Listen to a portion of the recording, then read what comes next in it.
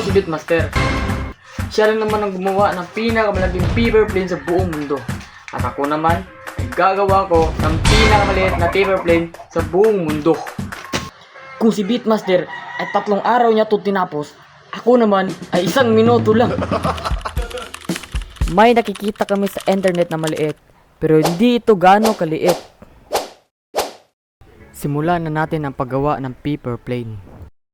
At ang mas challenging dito ay ganito ko gagawin yung pinakamaliit na paper plane sa buong mundo.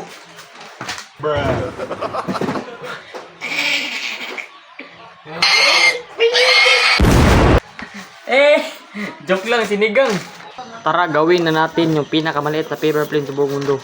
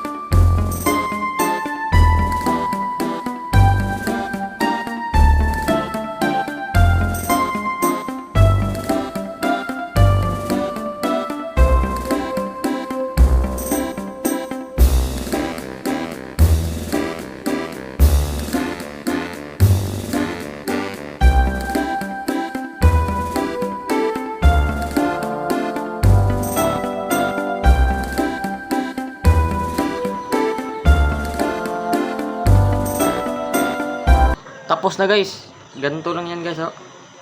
Tingnan nyo guys. Na. Tapos na yung paper plane ko guys, na pinakamaliit guys. Na. Gagi lang gumawa nito kasi gagi ako. Ito guys, tapos na guys. Pinakamaliit yan guys. Tara, let's go. Mag-interview tayo kung anong masasabi nila sa paper plane na to. Anong masasabi mo sa paper plane na ito? Goods.